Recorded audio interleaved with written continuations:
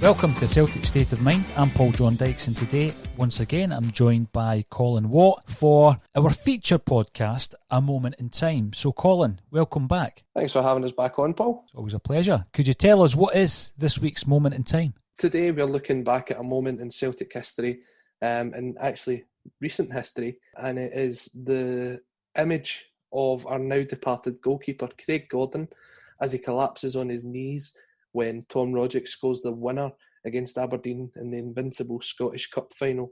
The date is 27th of May 2017, and Celtic have just secured the Scottish Cup in the 92nd minute. It's an iconic image as Gordon collapses on his knees, and just in front of him you can see the Celtic fans absolutely elated. It's a moment that will go down in Celtic history, and it'll be like an image you see up there with when Billy McNeill lifts the trophy, or the scene of Tommy Burns on his knees when Celtic win the league. So it's one of those iconic images that will stay with Celtic forever. And of course, he had just become an invincible. We had just won an invincible treble. The big question is, Colin, has anybody made a pin badge yet? I'm pretty sure there is a pin badge of that one, but there's so many out there right now. The market's absolutely flooded. Flooded. It's like podcasts. The market is flooded. So Craig Gordon drops to his knees. It is an iconic. I know it's a word that's often used when you're speaking about Celtic history, but there are so many iconic moments.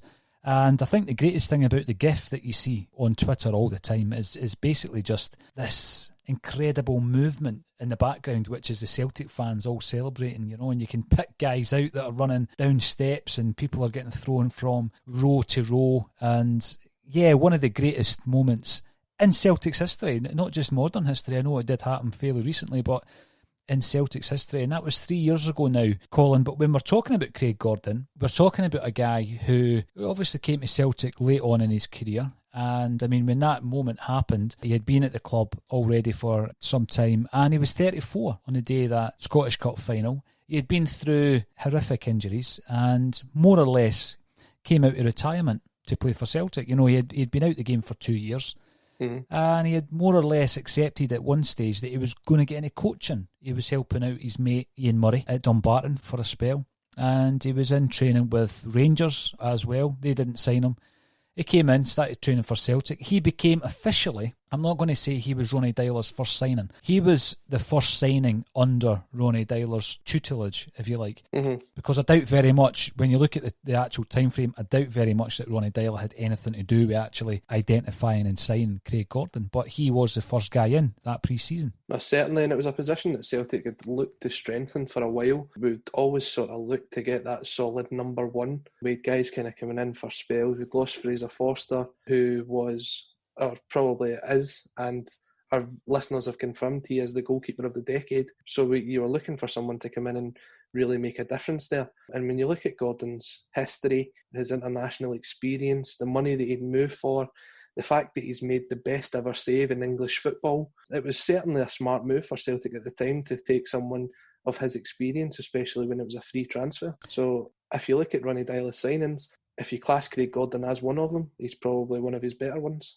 Oh, without a doubt. I mean, there is a legacy that you look at some of the players that Ronnie Dyler introduced to the Celtic side. Obviously, he signed Chris Ayer, but you look at players like Ryan Christie, for example.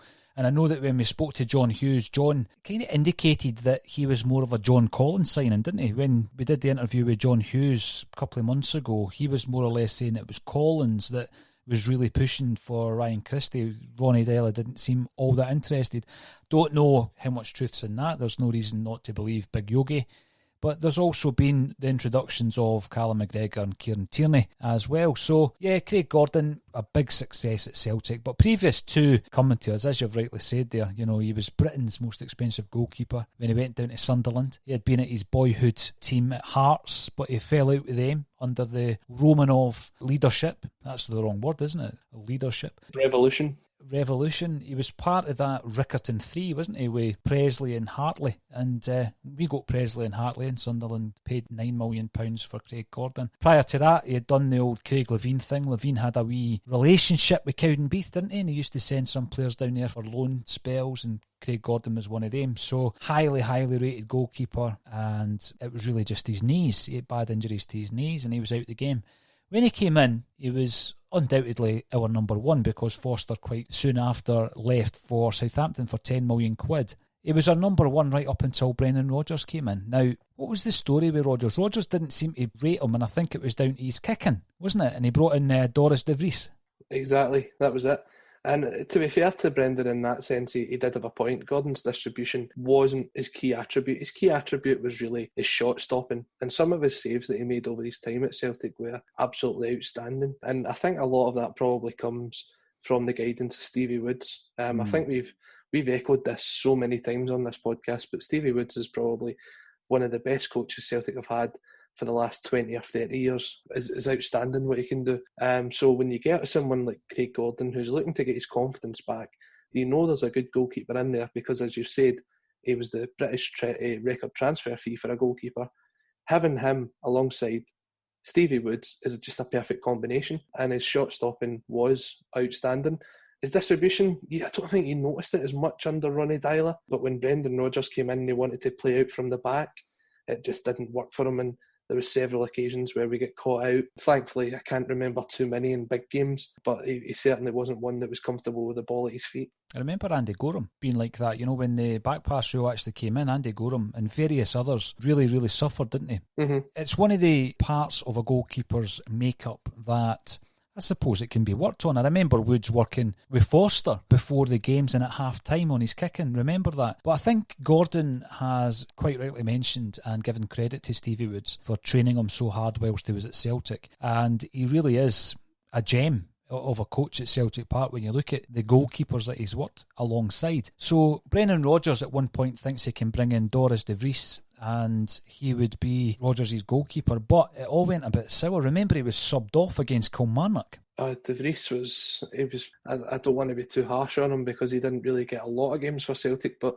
when you looked at his career and where he was at, it didn't seem like the right fit for someone to come in and replace someone of the ilk of Craig Gordon. Don't get me wrong, he'll have his memories playing at Celtic. He was part of the Demolition Derby, as it's now known, when Moussa Dembele scores his hat-trick. But that performance away in the Nou Camp that night, didn't even try for half the goals. And I remember being there just going, he's never going to be a Celtic goalkeeper. No. Now, the kind of turning point, I guess, is that obviously Craig Gordon came back in as a number one. Stevie Woods was working with Gordon on his kicking, and it got to the point where that culminated in a bid from Chelsea of £3.5 million. And I think we can trace, right back to that point, we can trace almost a downturn, not an immediate downturn, Colin, but a downturn in Craig Gordon's Celtic career. Chelsea come in, £3.5 million. I think the club were quite keen to sell at that stage, looking at a goalkeeper of that age, but Rodgers wanted to keep him, and Craig Gordon signed a bumper new contract, didn't he? And that obviously made him at that point Celtic's number one. But Rodgers went out and signed another goalkeeper in Scott Bain, and Craig Gordon lost his place eventually to Scott Bain. The big question is,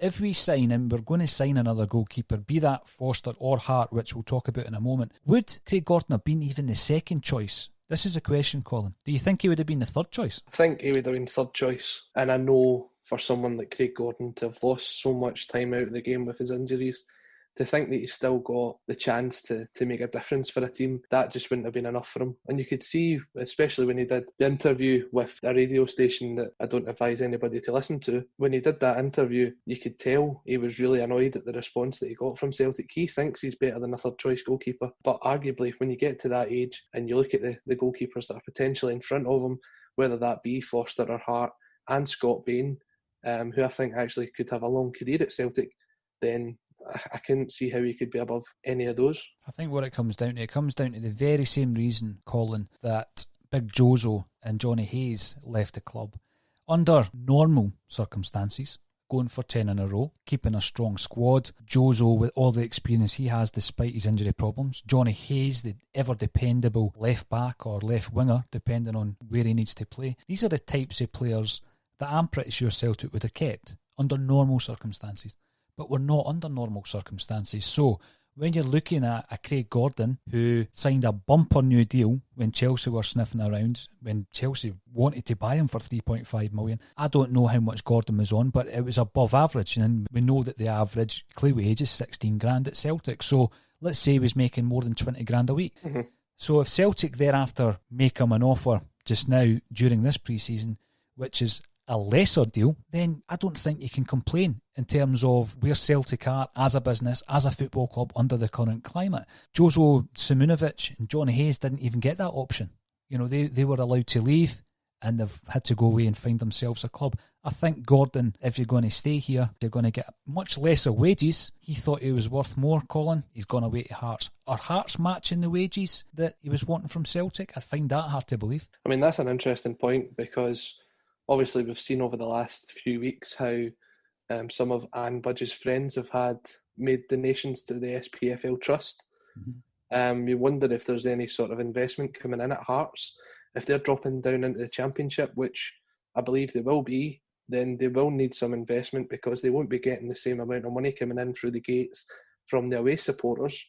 So I wouldn't be surprised if there is another bit of investment came in from an outside source into Hearts. But Gordon did say he was only offered 20% of his wage of what he was on at Celtic currently for his new deal. So if we take it on that account, if you're saying that potentially he was on 20 grand, we're talking 4 grand a week. I don't know if Hearts could afford something like 4 grand a week, but I suppose he has that pull of it being his boyhood club, so he's made that long step home. And is he also in a coaching capacity there, Colin? I'm not sure about that. I did suggest previously that he would be a good fit for a coach at Celtic, but I'm not sure if he is part of the coaching staff there. I think whoever comes in alongside Nielsen would do well to pick up from Gordon because the Hearts fans really aren't taken to this management appointment of Robbie Nielsen, so having someone like Gordon might change the fans' opinion of the coaching staff. And I certainly think he would be a very good goalkeeper coach, but also a very good overall coach as well. Well, you never know who listens to this podcast, Colin. Obviously, Adidas listen to it because they've taken your advice on the 3 new kits. Does anybody at Hearts listen to it? Who knows? The thing is, when you look at the game against Hearts, where we clinched the treble, you know, after that season of upheaval, when Rodgers left us in the lurch and in comes Lennon, Neil Lennon made decisions pretty early on as to the players he was going to be playing and those who wouldn't be in his plans.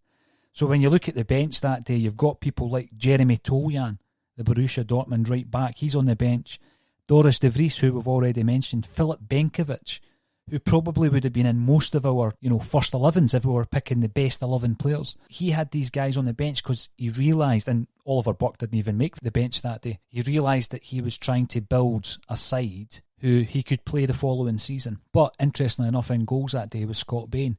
And I do remember quite a few times he was trying the old Rodgers tricky, the distribution up the kind of channels. And Neil Lennon was furious, during that game against Hearts, that Bain was still doing that. So there was always going to be, I think, a change in personnel when it came to the goalkeeper.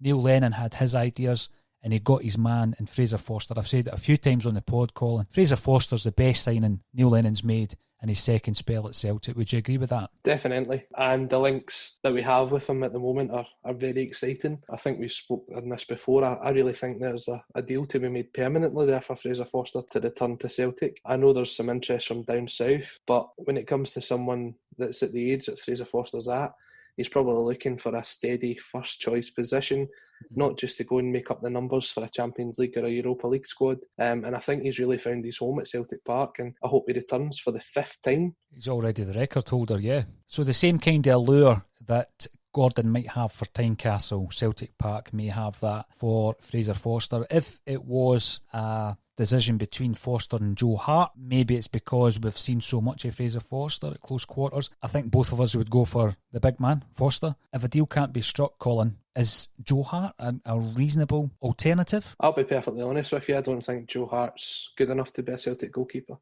I know he's got the previous experience of being in World Cups and European Championships with England, but his rapid deterioration over the last 3 or 4 seasons is just unbelievable. There was a reason why Pep Guardiola, the first thing he did was take Joe Hart out of that position. And it's not because he can't play out from the back, because he can. I just think that he knew that was the weak point in his team. And he brought in the goalkeeper of Ederson, who's a fantastic goalkeeper. And Joe Hart's down at second choice, third choice at Burnley. So it really shows what his capabilities are. If I was Celtic, although it's a big name signing, it's not someone that I would throw 20, 30 grand wages at. I think there's a lot better goalkeepers out there than Joe Hart. That would be a much bigger risk, wouldn't it, if we were to go down that route? Would you be happier if we started off the season with Scott Bain as a number one, rather than going for somebody like Joe Hart, and then we could maybe revisit that in January? I mean, I'm a big fan of Scott Bain. I think there is actually a very good goalkeeper in there, and I think working with Stevie Woods is only going to make him a better player. I definitely do think, though, he lacks what Fraser Forster brings in experience and command of his area, and the sort of understanding that Forster can quickly build with a back four. But for Scott Bain, you've got to remember this is his first move up to this sort of level, and he certainly, as a shot stopper, he's very, very good. And the rest of that will only grow from playing for Celtic. So if Southampton continue to drag their heels, then I wouldn't be reasonably unhappy with Scott Bain starting the season. But I do think it's a position that we definitely need to strengthen, considering after him, our next option is someone like Connor Hazard. I think when you look at last season in particular, Colin, and the part that Forster played in some of the biggest victories we had during the season, it shows you how pivotal this whole dilemma is. It really does. I mean, over the last few weeks, we've had a few ex-players, a few ex-Celtic players on the podcast, something that's going to be a regular feature of the pod. But one that was probably what I would describe as controversial in terms of the figure rather than the interview was Gordon Marshall, another goalkeeper who played for Celtic back in the 1990s. People forget that he spent 7 years at the club. People also question, why the whole interview wasn't centred on 2 games he played against us for Kilmarnock and Motherwell when Celtic lost league titles. There's always reasons behind that, Colin, from an interviewer's perspective, because there is dialogue prior to an interview, and you're looking for particular themes that both the interviewer and the interviewee are happy with. And that particular interview was about his Celtic career. So people maybe have tuned in thinking he was going to be ripped to pieces by a Jeremy Paxman type interviewer. It was never going to happen because the interview is set up in advance, and I'm not saying there's a list of conditions, but I'm certainly not going to start throwing in grenades when I'm not expected to by the person I'm talking to. But what I would say about that is, and I've said this in a podcast before, when you go back to the Tommy Burns era, Colin, and I know that we did revisit some of these seasons by watching the old VHS tapes recently, I think the only reason Tommy Burns' Celtic side did not win the league was due to the fact that he didn't invest in an adequate goalkeeper. When he took over, he had Gordon Marshall and he had Pat Bonner. Bonner, like Charlie Nicholas, was viewed as being a senior member of staff who wouldn't play that many games, but he would be there to offer Burns support. And you actually saw that on the training ground. You could see that Bonner was getting involved in the coaching side of things. But his fatal error, I believe, was the fact that he didn't invest in a goalkeeper. And it's no disrespect to Gordon Marshall, but it was his biggest error. Remember, if you go back to that era, Colin, £2 million would have got you Oliver Kahn at that time. And we weren't investing in goalkeepers. We were investing big in players like Alan Stubbs, for example, but we didn't buy a goalie. And obviously time proved that it was a bad move. When we stopped the 10, when we eventually did stop the 10, the goalie we brought in was an unfancied third choice from Bradford in Jonathan Gould. It worked out, but it was a huge risk if you think about it. Free transfer. I don't think anybody was doing backflips when Johnny Gould signed for Celtic. So we're now at that stage where we're in the pre-season leading into the 10 in a row, and we're trying to get the best goalkeeper in the market within our kind of pay scales, if you like, in Fraser Forster. And then you start reading news reports from the likes of Chris Commons, ex-Celtic player, which I don't know if he realises the current climate that we're in. Surely he does. But he's basically saying that Celtic are going on the cheap by allowing Craig Gordon to leave. You're then looking at other newspaper reports that would have you believe that Hearts pipped us to the signature of Craig Gordon. It's absurd, is it not? I know the person you're referencing here about pipping Celtic to things, and I know he's trying to get his website and his blog out there by partnering up with other people, but I think you've got to realise that guy is just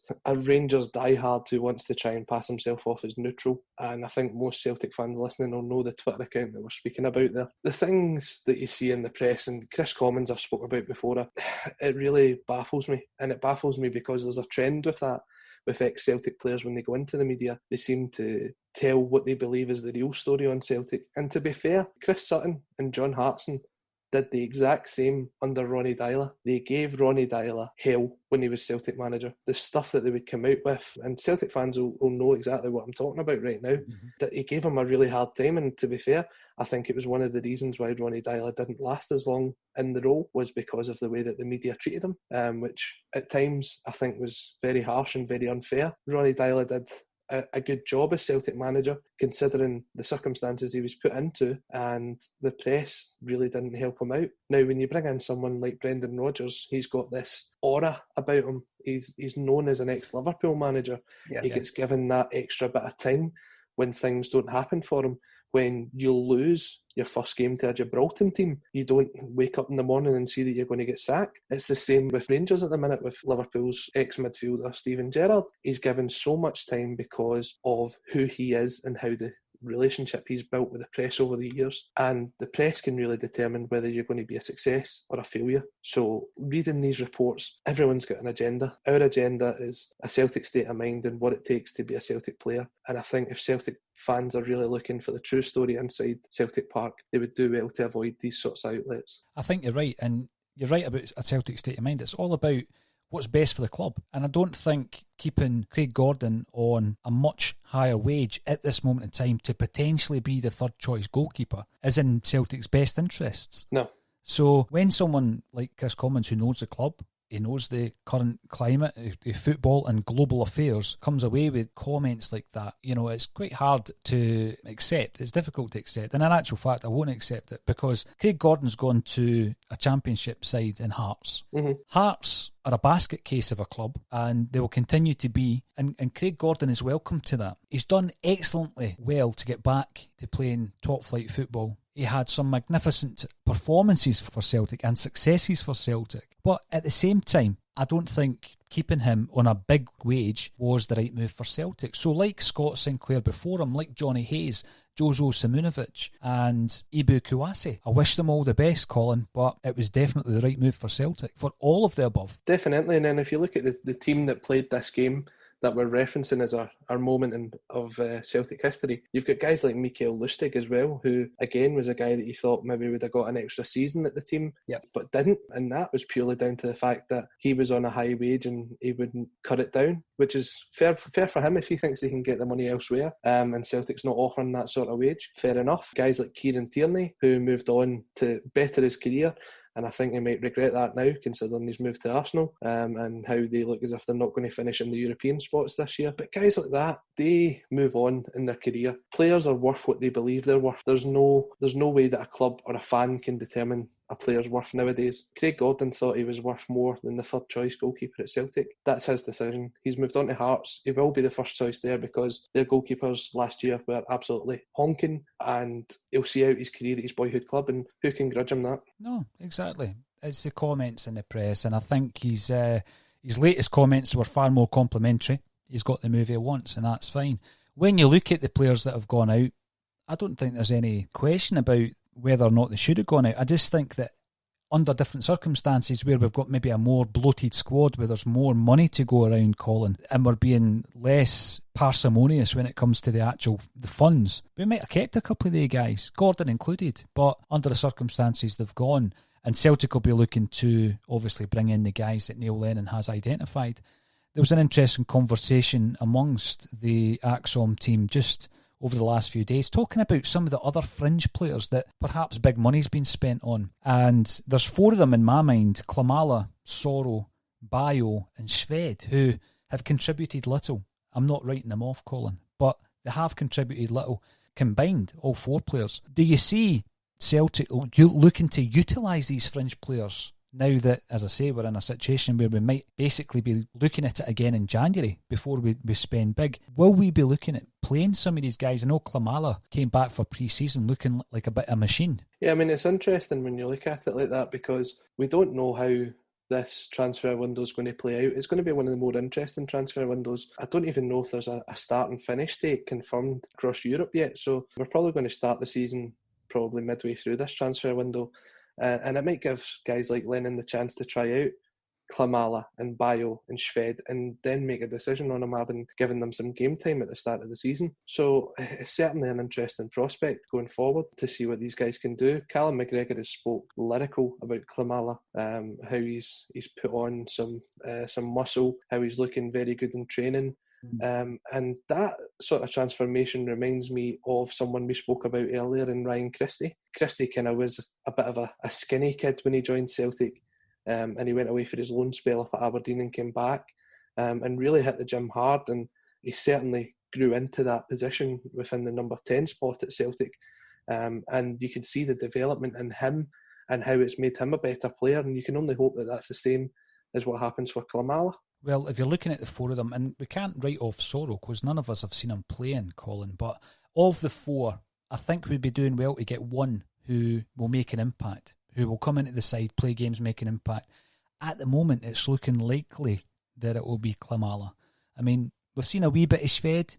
He seems unsettled. It looks as though he might be going elsewhere. Again, I don't like writing players off, Colin, but I've seen Bayo quite a few times, and I don't think he's going to be pushing for a regular first-team place anytime soon. And as I say, we don't know about Soro because we haven't seen him. So perhaps that player that we're looking at from the four will be Klimala to make an impact in the first few months of the new season. It would be great if one of them did. Oh, definitely, and I think I totally understand what you're saying about Bayo. I think he looked quite sharp pre-season last year, but I don't think he's a guy that's settled into Scottish football yet. I wouldn't be surprised to see him go out on loan this season. I'd happily see him go down to a bottom six side.